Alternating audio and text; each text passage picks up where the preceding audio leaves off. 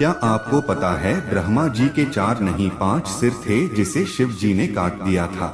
शास्त्रों के अनुसार ब्रह्मा जी जब संसार की रचना कर रहे थे तब उन्होंने शत्रुपा नाम की एक अत्यंत सुंदर स्त्री को बनाया। उसकी सुंदरता देखकर स्वयं ब्रह्मा जी उस पर मोहित हो गए और बदनीयती से उसे टकटकी लगाकर निहारने लगे। शत्रुपा ने ब्रह्मा जी से बचने के अथक प्रयास किए लेकिन असफल रही।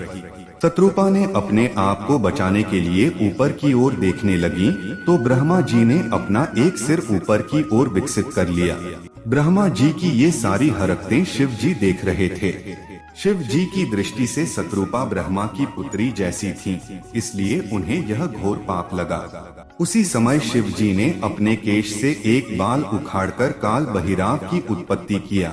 शिव जी के आदेश पर काल भैरव ने ब्रह्मा जी का 5वां सिर काटकर अलग कर दिया।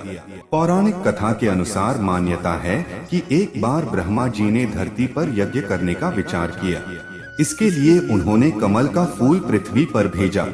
कमल का फूल जाकर राजस्थान के पुष्कर में गिरा।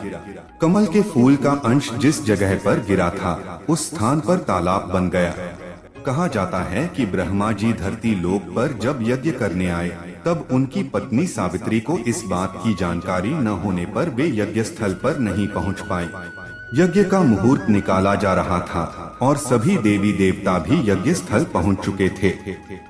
मुहूर्त निकल न जाए इसके लिए ब्रह्मा जी ने नंदिनी गाय के मुख से माता गायत्री को प्रकट किया और उनसे विवाह करके उनके साथ शुभ मुहूर्त में यज्ञ किया। कुछ समय बाद जब उनकी पत्नी सावित्री को पता चला तो वह भी पृथ्वी लोक जा पहुंची, जहां उनके बगल में गायत्री माता को देखकर क्रोधित हो गई और क्रोध में ही ब्रह्मा जी को श्राप दे दिया कि आज से आपकी पूजा पृथ्वी लोक में नहीं की जाएगी। श्राप सुनकर स्वयं ब्रह्मा जी और सभी देवी देवता दुखी हो गए। सबने मिलकर देवी सावित्री से आग्रह किया कि वो अपने श्राप वापस ले लें। बार बार आग्रह करने के बाद देवी सावित्री ने अपना श्राप वापस लिया और बोली कि सिर्फ इसी पुष्कर में ही ब्रह्मा जी की पूजा की जाएगी। इसके बाद से ही पूरे देश दुनिया में कहीं पर भी ब्रह्मा जी की पूजा नहीं की जाती है, सिर्फ राजस्थान के पुष्कर में की जाती है।